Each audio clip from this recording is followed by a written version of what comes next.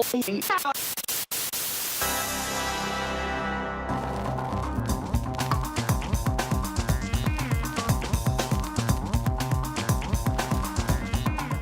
to my basement, everybody. Hello, Scott Jones. How's your summer going, buddy? Hey, Victor Lucas. I'm having a great summer. You and I just got back from the beach. It was amazing. It was very surreal to go from that to this. Yeah, from the brightest of bright sunshine. Yes. It is, if you've never been to the Pacific Northwest, especially this part of the Pacific Northwest, in the summer, it is really bright here. Yeah.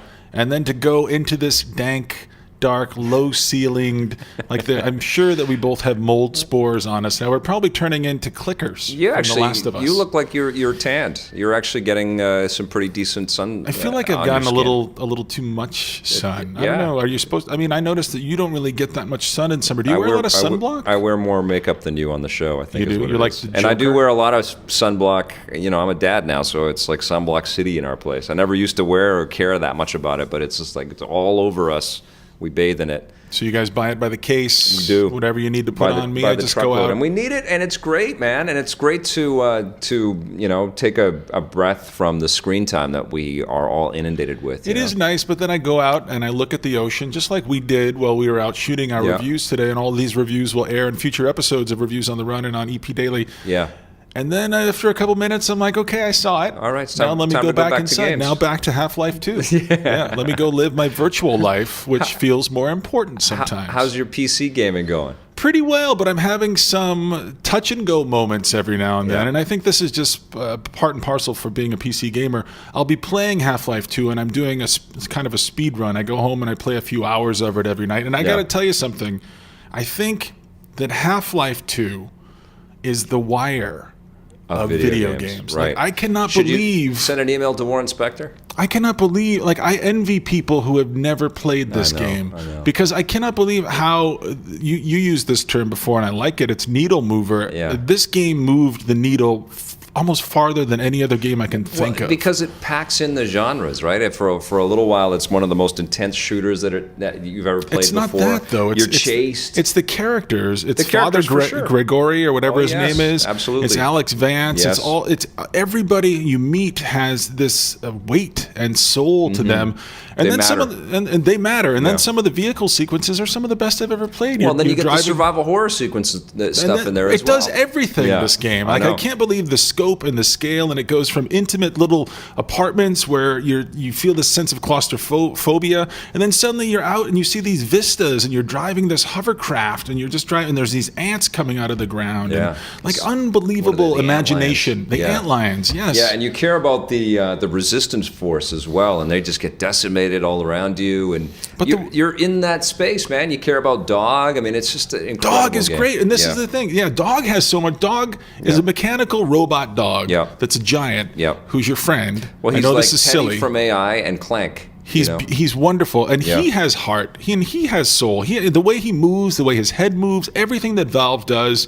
I know that everyone said all these things before. I'm just echoing them, but it really is masterful. Like it is. But this is what happens while I'm playing this game.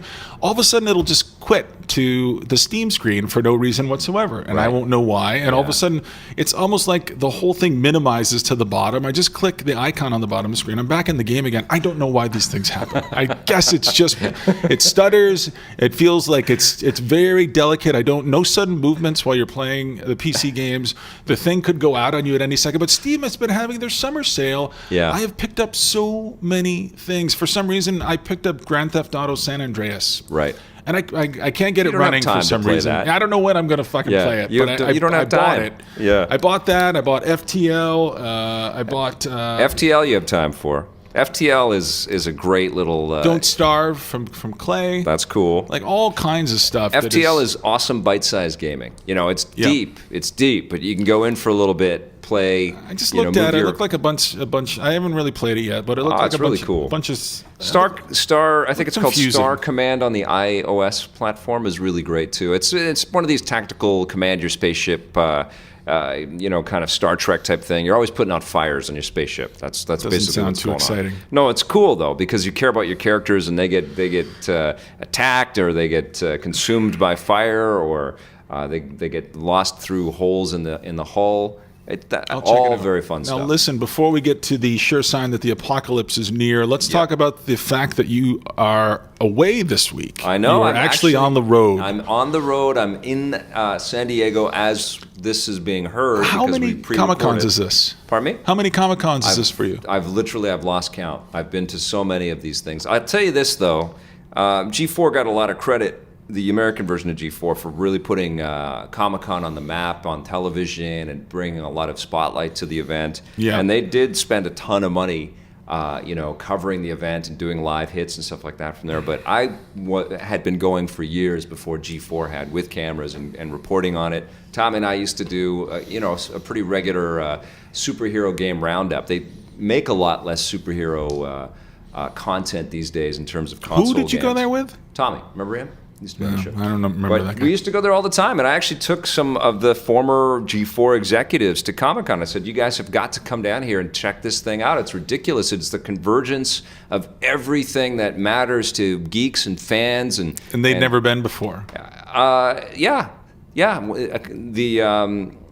one guy in particular hadn't been before, but then he became a real aficionado and started searching out all kinds of cool comics and really got the sense of, this is where, geek culture is right now. And then it sort of, I think when Twilight started to hit Comic-Con is when it sort of jumped the shark a little bit. It became such a cultural hotspot and such a pop culture hotspot. Right. And it became a little surreal because then it had really shifted from being for the nerds and being about celebrating the imagination that goes into comic book storytelling into, high-pitched fans just screaming and waiting for screenings and waiting to see pop idol stars and stuff. Not that there's anything wrong with that. It just became a different destination. Well, and I don't know what's happening now, but it's. I mean, the other side of it is that all of that geeky stuff has become the biggest stuff in the world to see. Man of Steel was the event movie of the summer. Star Trek and Iron Man 3 and Pacific Rim. These, even Lone Ranger. These are the biggest things that get made in the pop culture universe, and Comic-Con is the heartland for that stuff. All right. So we've done some we have some nice commentary on what Comic-Con is and your thoughts on Comic-Con. Give me a personal memory from Comic-Con. What comes to mind when I say, hey, tell me what is your fondest, most treasured moment in Comic-Con history? You've met a lot of people who are personal heroes of yours. Yeah, I have. For sure. Yeah. I'm a big fan of Astro City that Kurt Busiek writes, and I've met him. Okay. And he was a totally cool guy. You guys friends now? Yeah, big fan. Friends, okay. I love the Teen Titans. Okay. When they came out and met George Perez and took a photograph with him, and he was the guy that put all of the detail on all those awesome old Teen Titans covers. Very cool. Neil Adams shook his hand. Okay. Robert Kirkman, I'm a huge fan of Invincible as much as I am Walking Dead, and he's been on the show a number of times through Comic-Con. Mm-hmm. One of my favorite memories actually was when Bryan Singer was at Comic-Con to talk about X-Men, the X-Men feature film, and a former Greedy Productions employee, John McClane Foreman, who's now a writer in the video game space. He actually wrote Black and White with Peter Molyneux. He is friends with David Hayter, and that's how I first met David Hayter back in the day. And through their friendship, we got an interview with David and Bryan Singer, and I think there was a couple of the producers and maybe one or two of the X-Men cast back in the day, before all of that stuff had kind of erupted. Sorry, I don't know what happened. Oh, stop pressing that. You asked me for my memory. I'm telling you, you bastard. And so anyways, I met him, keep going. And he was fantastic, and Hayter was terrific, and got some great interviews. And then we saw each other at a dinner later that night. We had the whole EP crew that was down at Comic-Con. This is why you are not going to Comic-Con, by the way. This isn't why. There's another reason why. What did I do now? You're eye rolling and you pressing the Pac-Man. No, I didn't do that. That's why you're not at Comic-Con. I pressed it inadvertently. You're bored of these kinds of things. I love this. We ran into Bryan Singer and his posse at the same restaurant that the sort of Greedy team assembled, and Tommy was on a Spider-Man comic buying run. He's been trying, and I'm sure he's completed it by now, but he's been trying to get every issue of Spider-Man, and he pulled out, I think, an issue 2 or something like that while we were at dinner, and Singer was at the other table and saw that and said, "Oh my God, let me see that." And so Tommy's comic book went all over the place, and we all kind of, were enjoying and celebrating the kind of geekiness that was there, and just it was cool. It was a really terrific memory. And then, of course, meeting Stan Lee. I've met Stan Lee a bunch of times at Comic-Con, and Did you touch him?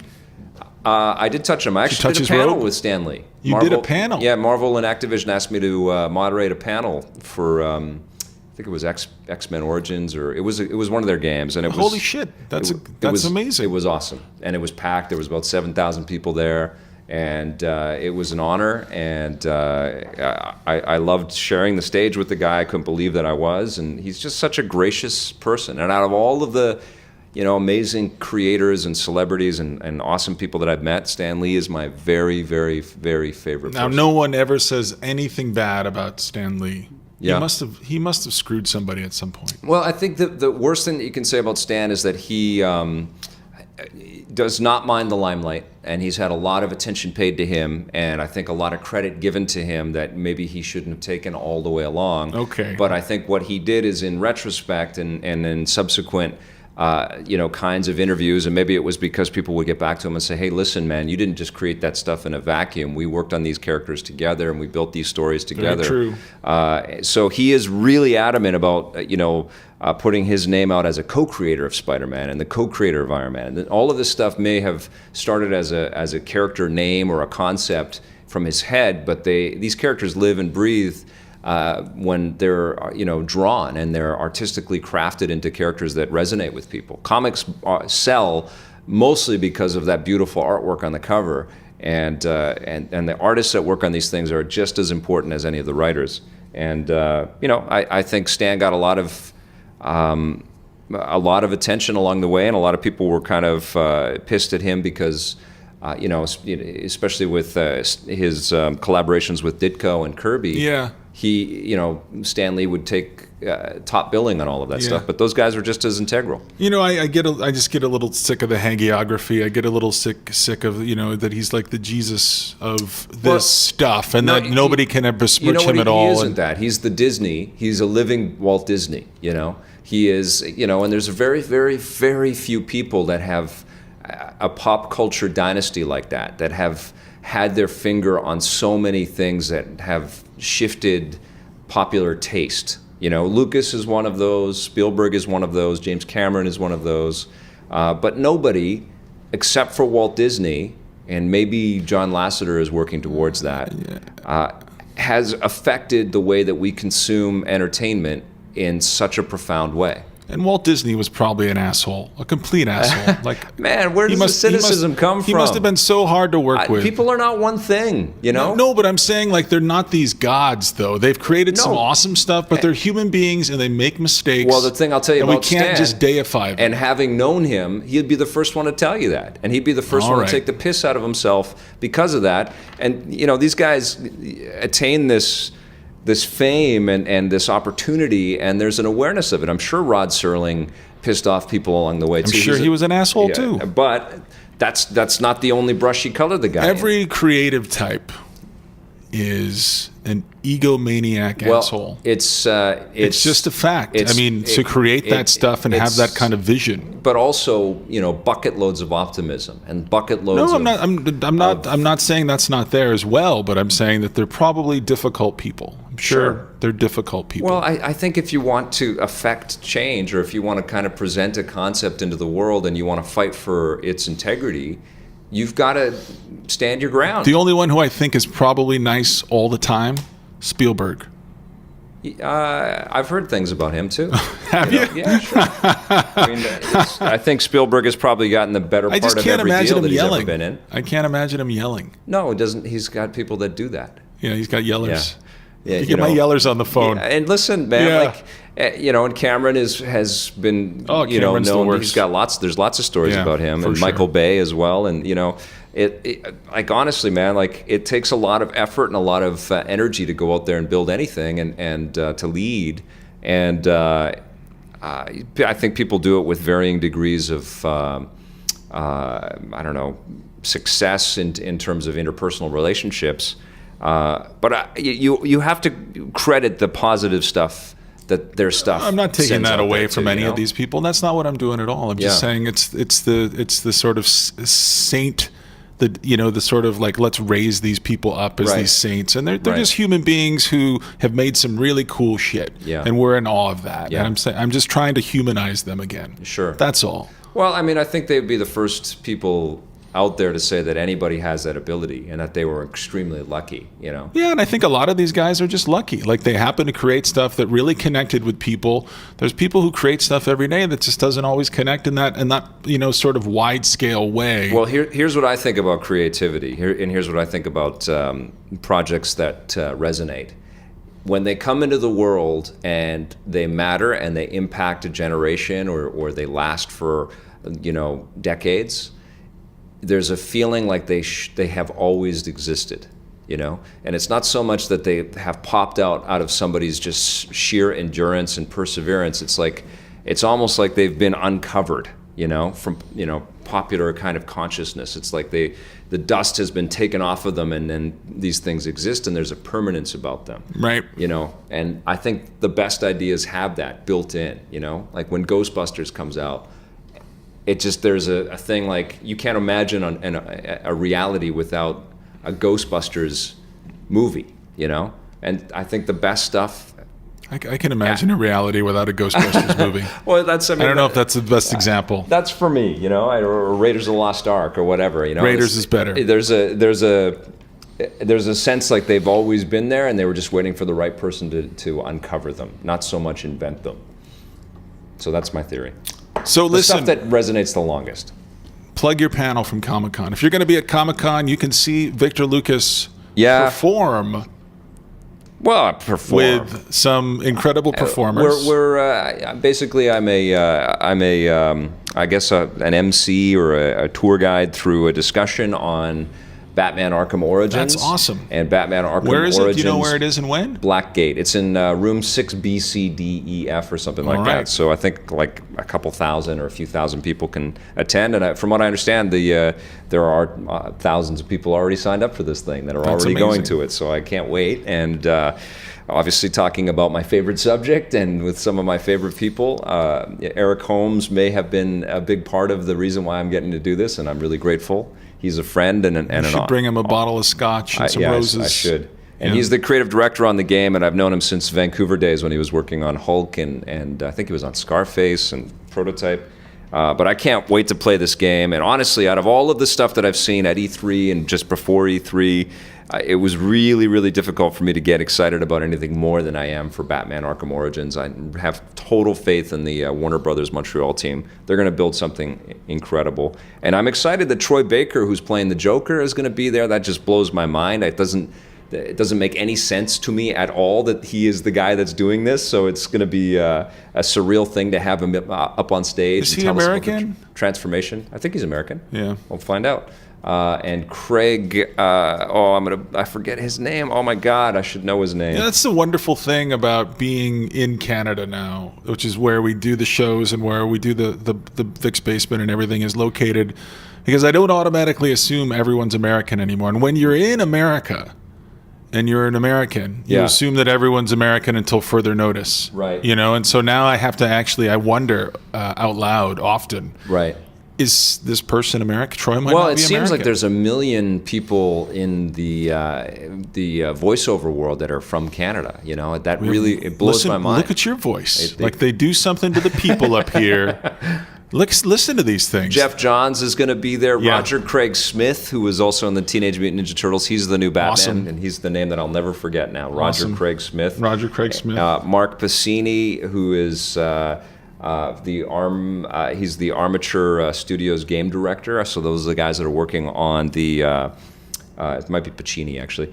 They're working on the Blackgate game for the Vita and the 3DS, which I've played, and I can't wait to get into my machine because it looks incredible. It's like a 2D Metroid with Batman in it. Calm down. Jeff Johns, who is an incredible writer and a passionate creator, and really, kind of responsible for the resurgence in our caring about Green Lantern.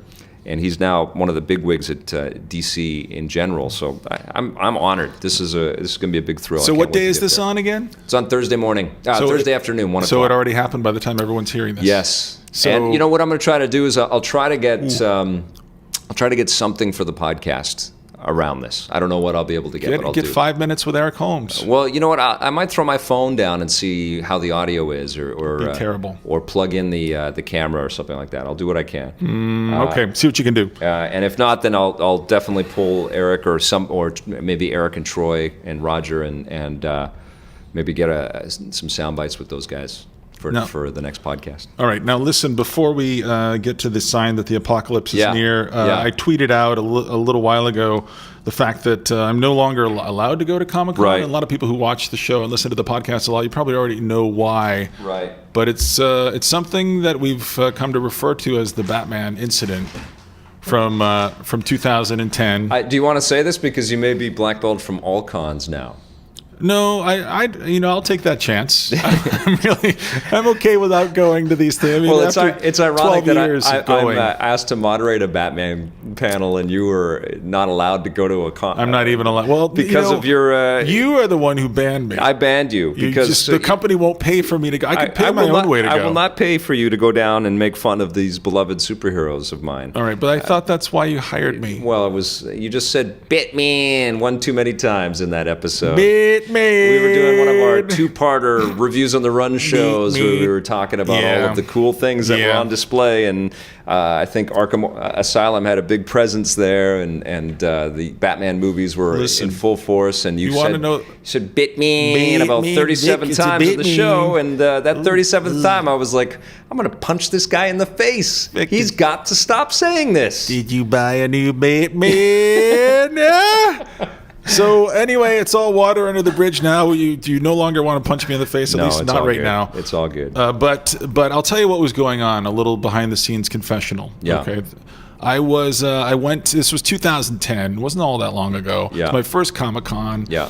And I'd been to San Diego before, but I was, I go to Fan Expo, and I'm still kind of new to that world. And my only entree into this world was, I loved Mad Magazine growing up, and there are some comics that I do like. Yeah. There are some artists who I like, and so I went on a search to find those artists and find those comics. And Harvey Pekar had just died. It was 2010. And there was no trace that Harvey Pekar was anything in the comic book world. And that really was, at this event.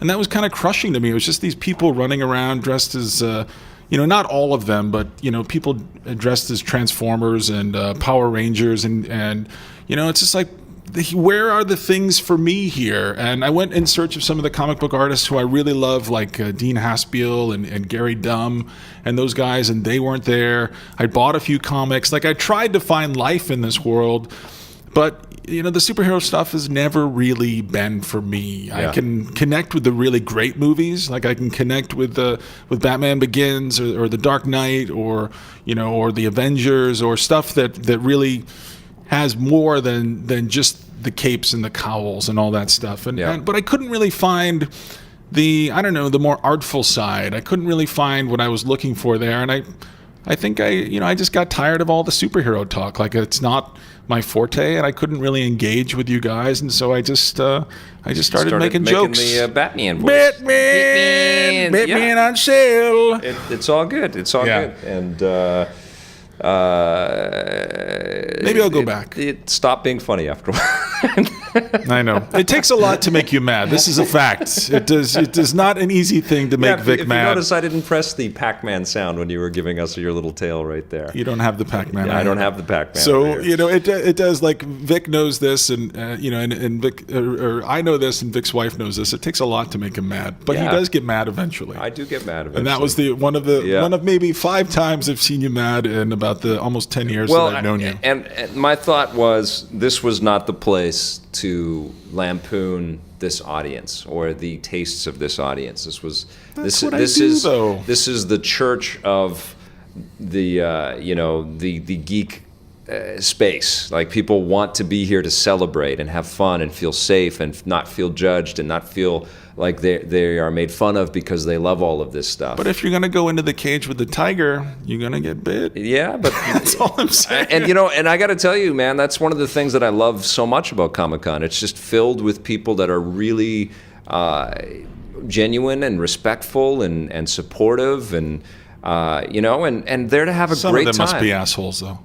Dude, honestly, I know that your dark heart wants to believe that, but honestly, I've never had a bad time at Comic-Con, and I've always come away really, I don't know, inspired by the people. It's always I feel like they're my people too, because this is the stuff that engaged me enough and inspired me enough to build this crazy TV show and this production company. It was all built out of my love for this geeky stuff, And when I go to Comic-Con, it's just like, well, this is like every dream I had, and it's all in a convention, and it's filled with people in the costumes that I grew up with and still care about and still love to go see the movies and read the books of, and it's a powerful thing for geeks, And I didn't feel like you were threatening it. I just felt that got the message and got it too many times. So I just felt like it was you weren't having a good time, and that's the other side of it too. Is like, I don't want to send people on trips. Anybody, if people don't want to go to places in the production, if they don't want to do the gig, there's other things. I mean, the beauty of the work that we get to do is that there's a lot of other ways in. There's lots of things that we can go. I went and I checked it out. It wasn't for me. So let's get to the fact that the apocalypse is very close. We're all going to be taken soon. The rapture is coming, and of course, Grown Ups 3 fast track. Grown Ups 3 will probably be in theaters by Christmas. At this point. Yeah. So we go to this movie. We went to the screening, and there's a deer that pees all over Adam Sandler and Selma Hayek within the first 30 seconds of the movie. We have to talk about Grown Ups 3. We're going to leave it behind in a second. Okay. And somehow, this is the movie that we have decided to make the #1 movie at the box office. Behind what? Behind Despicable Me 2, which was #1. Oh, is it? So it's beaten. Okay, Despicable Me 2 deserves to be. And it was #1 for 2 weeks. Okay, which is that was a good movie. really hard to do in the summer, and they did it. And it deserves it. It's a terrific animated flick. But then comes Grown Ups 2. And then Pacific Rim. Rim. What happened to Pacific Rim? It should have walked away with The Weeknd, and it didn't. Well, I think Pacific Rim is for a particular taste. I don't think it is as all-embracing as Hollywood would like it to be.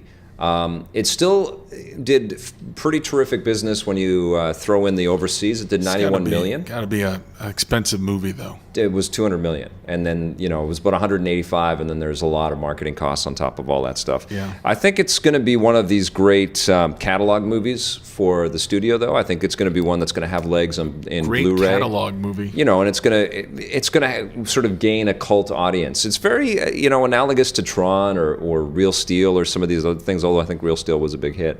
It's one of these things that is going to be deserving of repeat viewings from the fan base, but it also isn't going to strike out too much broader than the fan base. The group that's into comics and anime and movies without real people in them. Come on, like that. There's no coming fun. on here. It was fun. It's I saw it twice, and my opinion on the movie didn't change. But the one thing that I still would give it a 7.5. The one pretty big complaint that I had with the movie was we didn't really get to know the other. We didn't get to know anybody. What are you talking about? We got to know a little bit of Charlie and his brother and stuff. Wanted more of that for sure. Wanted to know more of Idris Elba's character but I quite like the interchange, the sequences between Moto. I forget the co-pilot, Charlie Hunnam's co-pilot in the thing. That you know what? That's a pretty symbolic thing there. I cannot remember too many of the character names. Completely. You know, I can remember Gypsy Danger and some of the kaiju names better than, like, I don't know what Charlie Day's... Because it's noise and it's nonsense. I don't know what Charlie... I remember Ron Perlman's character... Hannibal Chow. And that's about it. I mean, he had noise and nonsense. You know, two ends. So yeah, people did take a back seat. But the thing that bugs me the most is I wanted to know more about the other Jaeger pilots. I wanted to get to know them before they're just sent off to die. You know, I mean, they basically have one Elba, sequence. or the Charlie Hunnam character, or anybody in the film. We might like to learn something about any of these fucking people before but it's they so climb into their fun. stupid It's robots. such a fun movie, and it exists like a lights and sound and beautiful graphics kind of visual, feast. It's beautiful. It's a beautiful film, but it does lack a lot of all style, no heart. Substance. We've been over this. We've seen this kind of movie before, and we'll see it again for sure. I'm happy to leave it behind. I think that's a tougher movie to sell to people. I think you could kind of... This is the big weekend. It's not going to have a bigger weekend than this. Like, that's it. I think word the of buzz mouth is not going to be good. The buzz is good. Buzz is good. It won't have a bigger weekend than that. No. It's going to have a drop-off for sure. But I think it'll have legs. I think it'll still be a successful film over time. And I think it will sell well. We were talking about this in the car today. It's been kind of a disappointing summer from Hollywood. Movies. And I started feeling like maybe Hollywood is sick. Something is wrong. This is all of these movies that I couldn't wait to see have kind of come and gone. We just came from Red 2 this morning. Yeah. Our review aired today on Reviews on the Run. And another disappointing movie. Another movie that I was excited to see, and it just turned out to be so little. I think what's happening is that it's everybody's swinging for the fences. Everybody's trying to have mega tentpole blockbusters. That's all that people get made. Something is wrong. Like, something is missing from all these, even from Star Trek 2. Something is missing. Yes, some fundamental core ingredient is not holding these things together. And they sort of go across my they sort of scan across my brain. They go in my eyes, and then they go out my butt, and that's the end. And I want movies. I sure loved Iron Man 3, though. Out of all the stuff that came out this year, Iron Man 3, I think, is the one that sort of pressed the geek buttons the best. We were talking about this. The only movie we've really agreed is good is Despicable Me 2, and we both had fun at that. Yeah. And we're both surprised. Maybe it was an expectations thing, Maybe it was, where we set our expectations walking into the thing. I didn't expect to like it as much as I did, and it was a great surprise.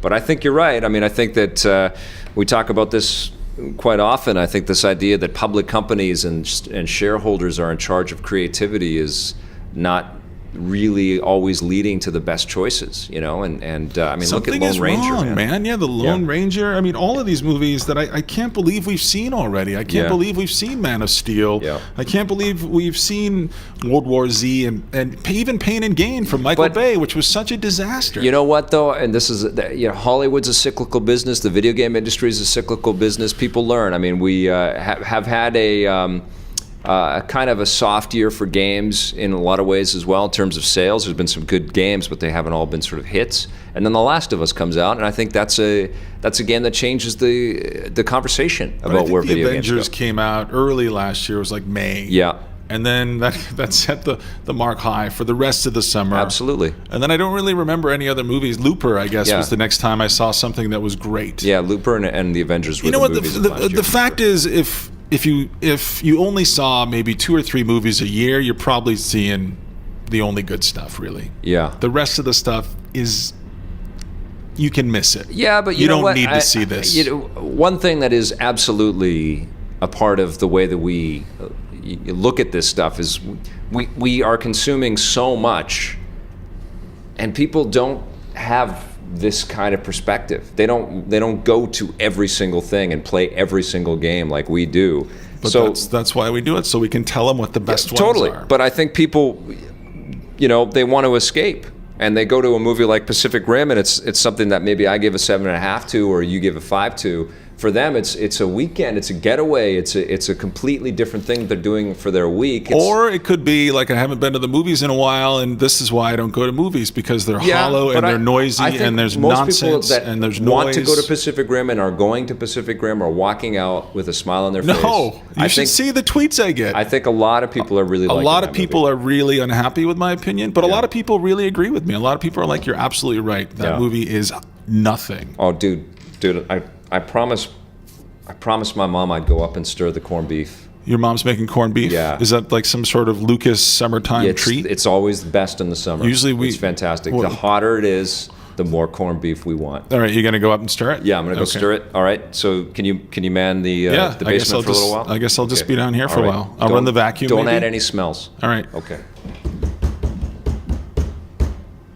So Vic's upstairs. I guess maybe I could pick up the place a little bit, clean up around here, maybe run the vacuum. Oh my gosh, somebody's at the door. Let me see who's here. Oh my gosh, it's Heather Doerksen. Heather! Surprise! Come on in, sit down. Welcome to the basement. Vic will be back down in a second. He just went upstairs to stir his mom's corned beef, which sounds like a euphemism for something, but it's not really. But he's actually stirring her corned beef. Yeah, they enjoy. Apparently, the Lucas family enjoys eating corned beef in July. It's a summertime treat for them. Well, that's good. That's a highlight. So he's upstairs and we're down here. We're down here, but he should be back down. Now, we actually, full disclosure, we met you in the green room at Breakfast Television here in Vancouver a couple of weeks ago, and right. I think we were smitten with you, and you were smitten with us. Totally, it was a two-way street. Three-way street. Yeah, so we're happy to have you here on the show. Welcome to the basement. I wish that I had a chance to run the vacuum and pick up a little bit. Yeah, it's okay. I've seen worse. This looks slightly like no, it doesn't look anything like my place. Your place is clean. I would assume. Girls it's have a little cleaner less places. dank. Yes. Girls typically have cleaner places, but I am a little I'll be like a whirlwind. I'll come in the door and everything just flies off, just like it's all over the place. You're not actually home that often. You seem to be the busiest actor in the world right now. I can't believe the incredible. In the world, actually, yes. In the whole world. In the whole world, I am the busiest one. You are very busy.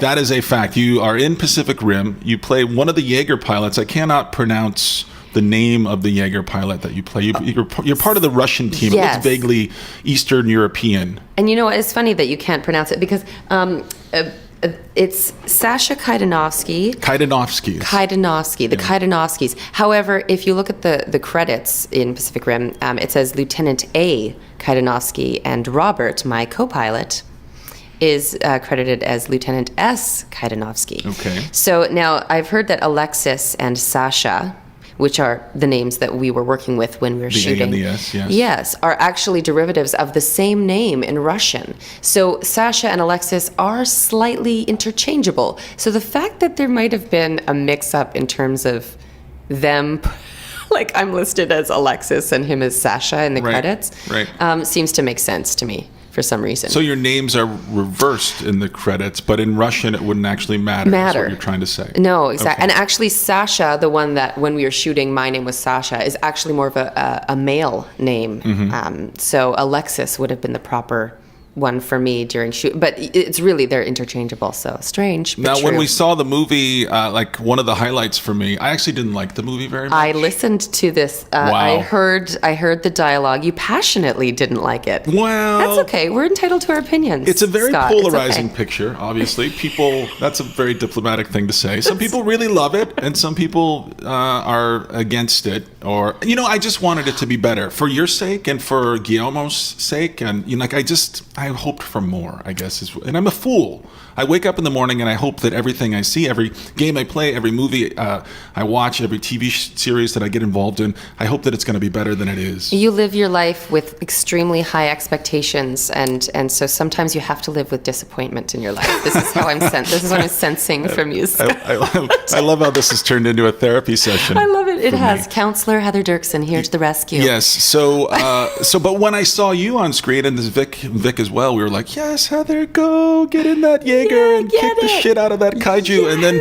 kick ass. And then we don't see enough of you, and I think that's one of the things Vic keeps circling back to is we don't see enough of the the people who maybe aren't the main Jaeger pilots, but we don't get to know them well enough. We get little glimpses of them. We can certainly get glimpses of you in the film, but we wanted more of you. We wanted to see you just develop as a character a little bit more. Tell me a little bit about how you created this character and how you got involved in the production.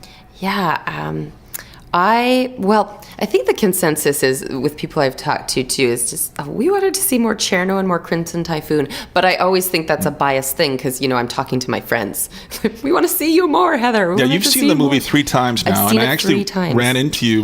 You live here in the Pacific Northwest. I ran into you in a restaurant, and you were going to the movie with your friends. And you've done this twice now. You've taken a group of friends to see it? The first time was at the premiere in Hollywood, which was mind-blowing and crazy, and I couldn't quite process. It was like the first time I'd done that kind of a red carpet, black carpet thing, and it was quite the experience and super crazy, fun, insane. And so I wasn't quite processing. So then the second time I saw it was actually with my younger brother and his girlfriend, and it was just us 3, and I always watched action movies with my brother growing up, so it was quite nostalgic to sit, and I watched it on a regular screen and was able to really see the movie and process it.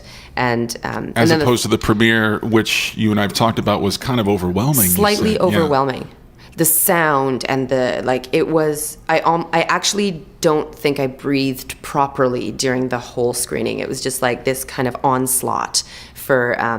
Especially in that theater, was just like... What theater was it? The Dolby Theater. It used to be the Kodak, and it was just totally refurbished. State of the art, like huge speakers. Yeah, everywhere, like planted everywhere in the ceiling, all around you. And so I just was like, ah! It was just like, ah! Charlie Day, ha ha ha ha ha! Like that was kind of my impression. Did you say Charlie? Charlie Day.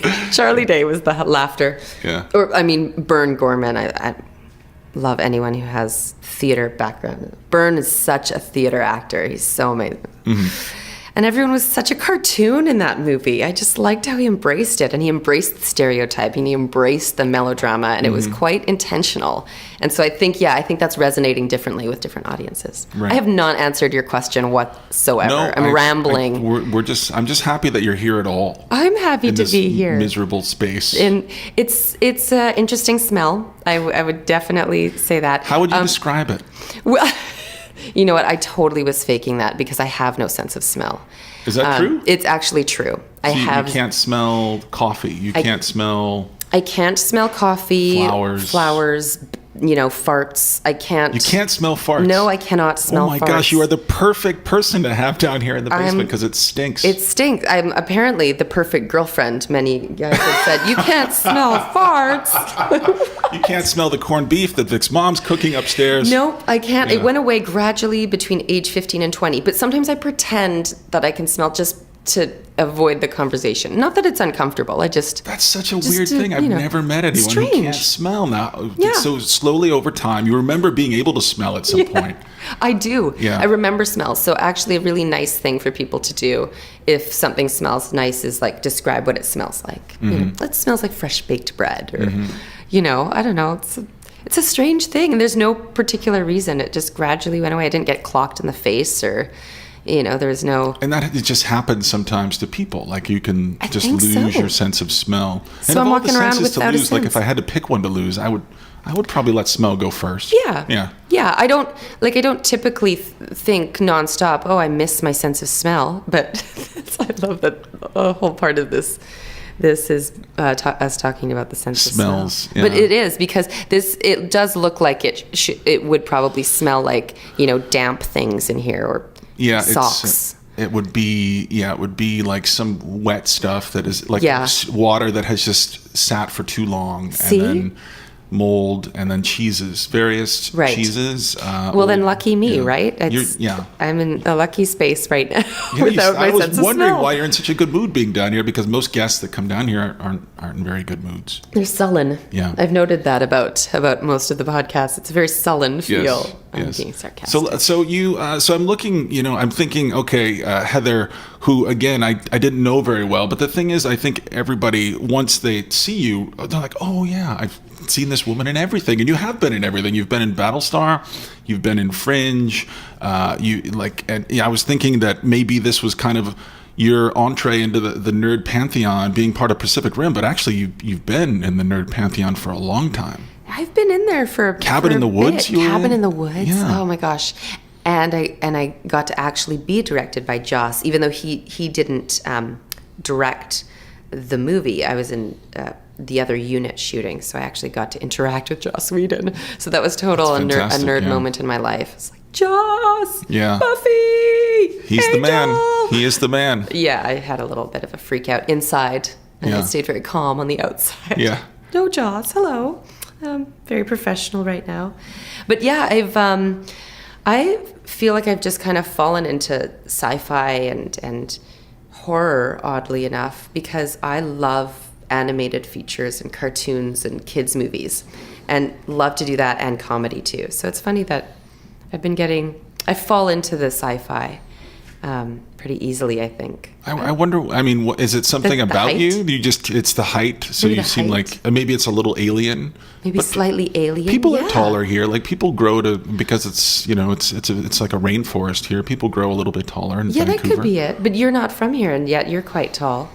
That's You're true. like almost hitting the ceiling in this place. Yeah, I'm from the East Coast, where like I lived in New York for a long time. I bumped my head everywhere. That city is not built for tall people. I'm sure. Maybe you grew more when you got here. Maybe the might have grown rainforest aided in a little that bit. process. That's true. But it could also be like I was trained in the theater, so I'm not afraid to get dirty and roll on the floor and get ugly. So I think I got cast as crazy people and prostitutes and crazy prostitutes and ghosts, creatures.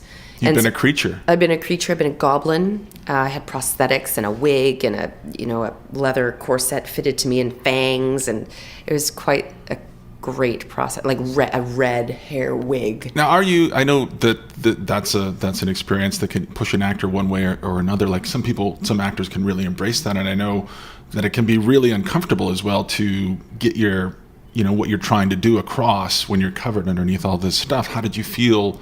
What project was this for? It was for Knights of Bloodsteel. Knights of Bloodsteel, classic. A masterpiece, I don't know that actually. one. Yeah. It really, it's interesting. You could watch it like maybe intoxicated and enjoy yourself quite a bit. How many drinks would I need to have? A few, I would say. Write it down. Maybe like Knights of Bloodsteel. Knights of Bloodsteel. Well, it depends on your tolerance and your drinking level. Maybe 3 or 4. 3 or 4 at least, just to get into it. Just to get into it. Yeah. Knights of Bloodsteel with Christopher Lloyd, who I've worked with now twice and is just fantastic. He's great. So amazing. So there's like 3 races. There's the humans, there's the elves, and there's the goblins. And I play one of the wise goblin elders. This sounds amazing. It's so cool. Yeah. And like the prosthetics though these days are incredible because they don't just sit on your face and like inhibit you from moving. There is more muscle needed to move it, but it does kind of meld with your face. So it's just learning how to get the fangs or the teeth, working with your speech, or getting all of the prosthetics on your forehead to move with your face as you're saying words. So is it cool. foreign when you actually see these projects, something like Knights of Bloodsteel, and you see yourself dressed as a goblin, and do you feel you're like, who is that? How did I do that? Like that's so. Is there a disconnect between you and what you're seeing on screen? Well, it depends on the project, and I think the quality of the project. When you see it, and if it's well done, I can completely suspend my disbelief and just jump into a story. I think working in film and TV and voice has not erased that from my being. I don't know, erased that from my being. That was very philosophical. Very. But I still am able to go into a movie or see something or listen to something and be able to get immersed into it totally because I like storytelling. Do you ever someone tells a story good? Then do you ever watch a movie and then forget that you're in it and you're like, oh, I forgot I was in this? I don't think I forget I'm in it, but like when the part is coming up that it's going to be me, I do slip into the very first time I see it. I slip into I think this is the part where my character's coming up, and I wonder how it looks. Right. because you have no control over the editing process in the end. Like, they could cut things out, they could use this shot, they could use this one where the lighting is, crappy or it's great, and you don't know how it's going to look in the end. So all you know is the memory of that time and of the work that you did. Right. And hope that you did the best you could. Well, like I said at the outset, Vic and I both, we wanted more of you and your character and your partner, and just to learn more about these Jaeger pilots before. Slight spoiler. Sorry. Oh, what is Vic doing up there? I don't know. It sounds like a haunted house. I don't know. That corned beef, I think he had some sort of oven malfunction. He did. Victor! Heather's here! I don't know. Vic, join us. Come down! I don't know where he is. But before, basically, slight spoiler, your Jaeger goes out and gets destroyed. It doesn't. Slight spoiler. That doesn't gave take people long. like a half second to turn off to hit the pause button. Yeah. Sorry. Half second. But destroyed. But did they shoot? Did Guillermo shoot? Did he shoot more than what's in the film? Did you guys work on more than that? There was another scene, a hefty scene, between the triplets and Cherno Alpha that was in the end, like on the day that we got to set, was cut because of storyline and how it kind of it seemed to slow the pace down of the scene, and it just didn't seem to work. And so, I mean, he kind of took me aside and, it's not you, don't worry, because we're very fragile as actors. Of course, Is it something I did? But no, it's just the pacing of the scene. It was just slowing everything down. So there was just one extra scene. Other than that, it was all in there. And so as little as Cherno and Crimson Typhoon are in Pacific Rim, I think that there's hope for a prequel. I mean, I haven't been told about this, but in my heart of hearts, I believe that there could be a prequel. I love the optimism. It's an optimistic state I live in, Scott. It's very good. So tell me, you had white hair for the film. Yeah. And and this was a long time ago, because your hair is back to its normal color now. Yeah. So how long did it take to get you, because it was short white hair, right? It was actually about shoulder length. Okay. It was just braided very tightly back. So it was like 3 braids that she did in my hair, instead of the potential of the shaving and a mohawk, which they'd been discussing at the outset. A mohawk? A mohawk. And you were down for that? I was totally down for that. That's awesome. Guillermo. Yeah. Of course it's Guillermo. You got to do what he wants. It's his vision. Do what he wants. It's just what do you want, Guillermo? Yeah. What do you want? So, but it was braids and it was bleached blonde, and then it took about a year for my hair to grow back to its regular state and color. Yeah. So it was a commitment for sure, but well worth it to work with that man. So how did you get the part? I was in Toronto. I just happened to fly out there. My agent here was just like, well, it's slightly slow here. And I'd gone to Toronto before to work or to train with a teacher out there. And she said, it's slightly slow here and it's picking up there. If you wanted to go, this might be a good time. So it was her that put it in my head. And very suddenly and spontaneously, I bought a ticket that weekend and went to Toronto, and it was the second audition I got off the plane. So if I hadn't gone that weekend, if I hadn't decided to go, they weren't auditioning in Vancouver. So if I wasn't in Toronto at the time, then I also, they had wanted me to be at least 5'10", and I'm 5'9.5". Close enough. Close enough, but they still were not really wanting, it was like, well, we can't, it's 5'10", it's 5'10", we want to see people 5'10". That's the cutoff. It's the cutoff, come on now. But then my agent out there pushed and pushed. She just puts that on her resume. She's actually 5'10". They saw me. So, all these tiny little things that led to me getting the part. That's kind of how I got it. And then it was very secretive, the audition. I didn't get the lines beforehand. I got them when I got there and learned I had to have a Russian accent. And so on the spot, you suddenly had to have one? Yeah. But I had it. I had it kind of in my little trick bag. So I'd done a play and it had to be a Russian years ago. Russian accents they're pretty easy to do. A Russian accent. I don't know. Good. I still need work to slip into it, but it's easier than, say, Australian or Scottish for me, which I can't do whatsoever. Which needs a little bit more of a fine touch, because we do a lot of accents on the show badly. Oh, yeah. Oh, what's your favorite one? The Russian is very easy for us. Oh, Russian. No. Здравствуйте. Hello. See, Hello, that's Scott. that's the difference How are between you? a professional Are you Russian thinking accent. what I'm thinking? There's We my just saw Sasha. Red 2 a couple days ago, and Brian Cox does just about the worst Russian accent of all. But I think it's a self-consciously bad Russian Self-consciously. accent. Yeah. Yeah. Because he lapses into, I don't know what he is, Welsh maybe, but What is what did you see? What? Red 2. You know the Oh. Bruce Willis movie? Yes, Helen you saw Mirren? Red 2. It's And so old Brian people Cox has doing- a Russian accent in it. Yeah. Oh, I did not know that. You got to see the Red Water. It won't make any sense. I know. I really need to. So you worked with It's on my Joss list. Whedon. You've worked with Guillermo del Toro. Unbelievable that you've So crazy. and you're so young. You still have so much of your career ahead of you. You've also done video games as well. I noticed Yeah. that you worked on Dead Rising 2. I did. Here at Capcom Vancouver. Tell me about that. Dead Rising 2, that was a really interesting audition and recording because it's for the Bailey twins. So I voiced one of them, and Lara Gilchrist voiced another one. We recorded separately. But yeah, the directions for those characters, because they're very they're very sultry, and they growl a lot, they purr a lot, and I think the direction that I got from the voice director that day that was hilarious was I had to die. Like, I had to make dying noises. You stand at the microphone, you go like, and you're like, For like hours, right? For hours. I've heard this is so surreal and terrible. Yeah, and punching noises, jumping noises, Oof. oof, ooh, and whatever. But he's like, sexier, make the dying sexier, dying is sexy. And I was just like, wow. And now they have, like, at the voice studio, they have it in a framed, like, that quote, dying is sexy, every time I come in. And so,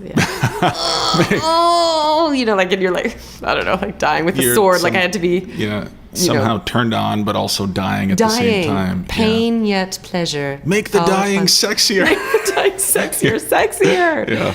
It was a pretty funny experience. So Dead Rising 2, yeah. And you've also got some new projects. I don't know if you can talk about them just yet publicly, but you're working on some animated stuff. Yeah, I'm working on.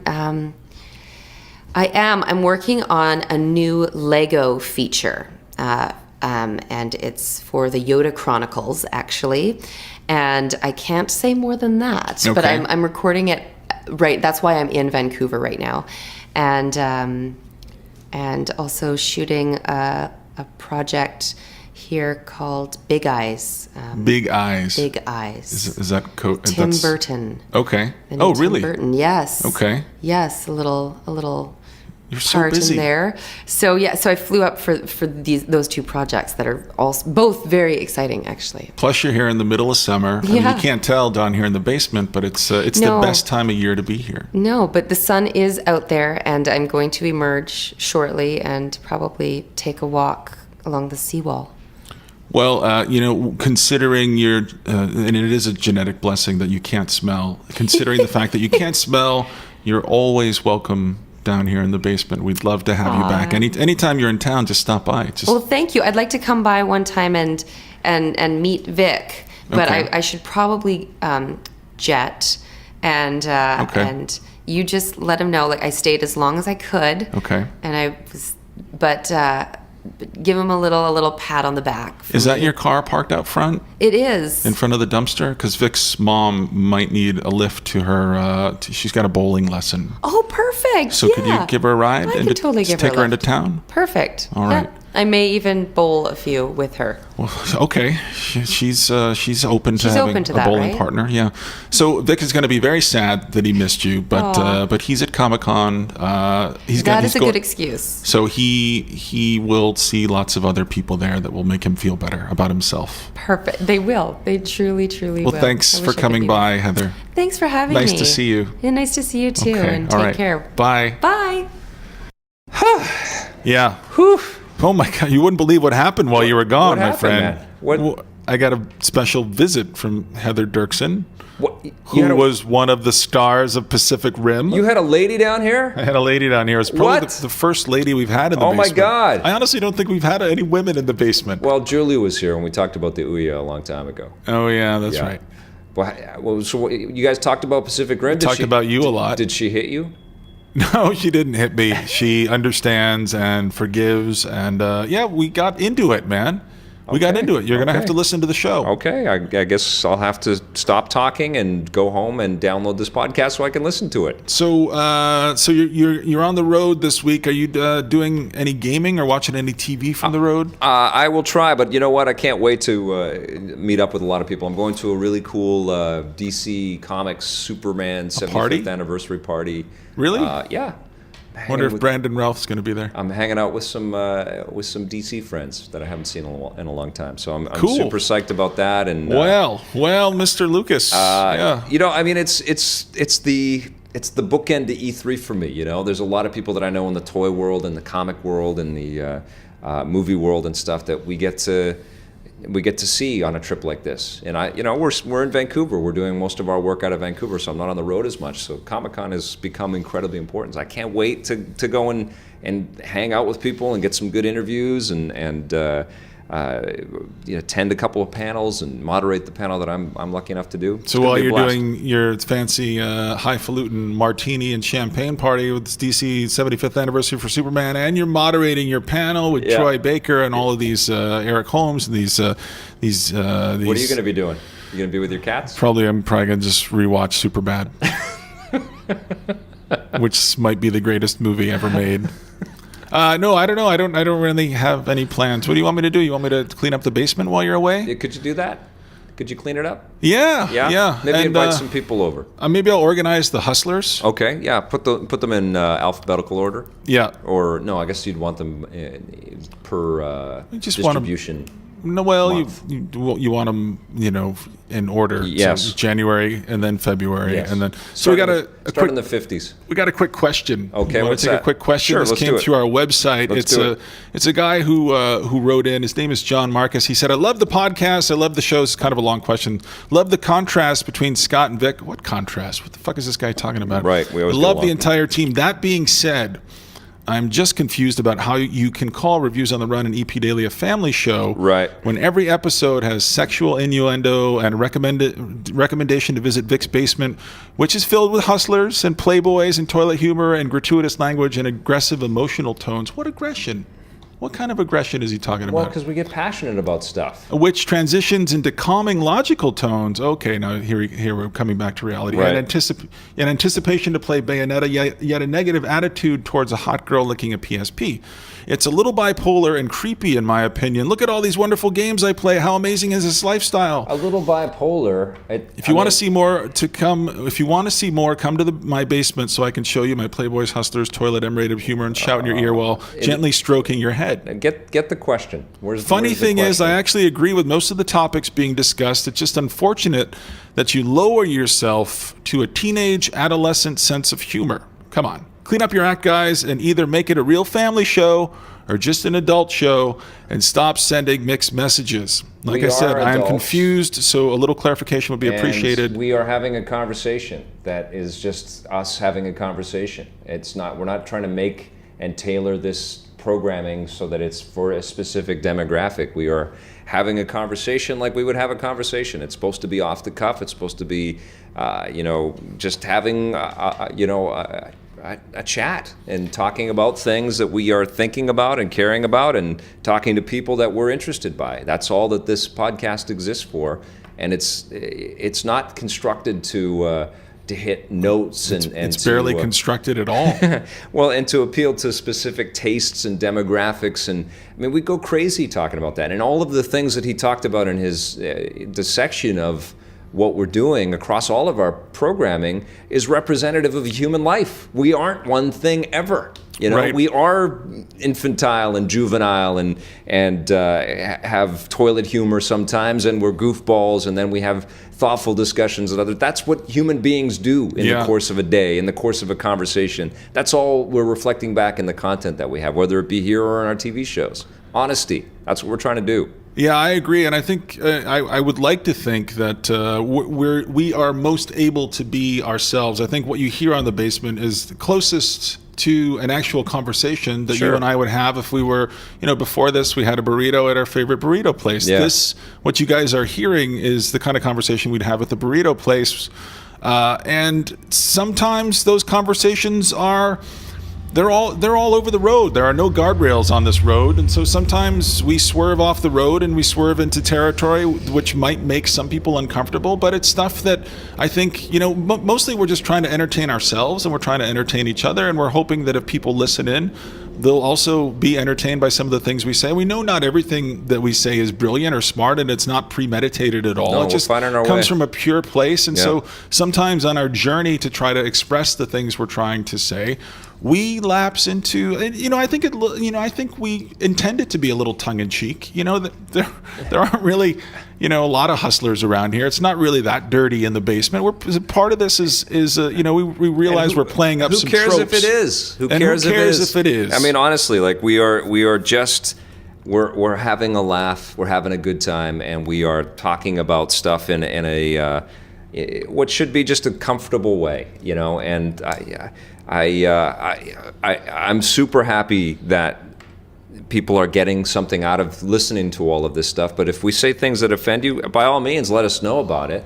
But the choice is yours. I mean, this thing is if we worry so much about everything that comes out of our mouth in a non-scripted way, in sort of this kind of just conversational tone, it's going to change the dynamic of what this whole podcast was created for. Well, I think the benchmark is always, I think about, like would your mom or my mom listen to this and be upset by what they hear? Right. And I think for the most part, I'd be comfortable having my mom hear any of this stuff. Yeah, I wouldn't want my daughter listening to this stuff. That said, John Marcus, and it's time for us to make peepees. We should invite him over and lock him in the toilet with our hustlers.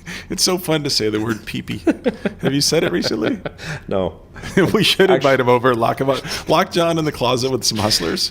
I appreciate the feedback, but I do too. No, I get it. And we get notes like this from parents sometimes who aren't really sure. And you know what? This is our first kick at audio too. This is our first kick at doing anything with the podcast. And we're like 60 podcasts in. We're veterans. No, but in terms of like this is our first show that we've ever done. Maybe we'll do something else that will be slightly different. And so where we don't say pee-pee. Yeah, but Vic's Basement I think is going to be pretty fast and loose because that's what it was engineered to be, and it's something for us, and we have a good time, and we hope that you do too. But if we offend you, we're sorry. I'm actually not sorry at all. Hustlers are in the mail. I hope we get to offend. If we haven't offended at least one person per show, then we're not doing our job. And listen, that's not our goal. Next week though, you're going to be back with all kinds of news and stories from Comic-Con and all the people you met at James Cameron's helicopter and all the parties, the after parties, and the after parties. Yep. And the drugs and the sex and the rock and roll and all that stuff. Yeah, I get that at home. So I can't wait to hear all of your stories. No doubt we'll have a special guest next week. Absolutely, we will. Yeah, very special. All right, I got to go. Stitcher! Thanks for listening, everybody. See you next time. Bye.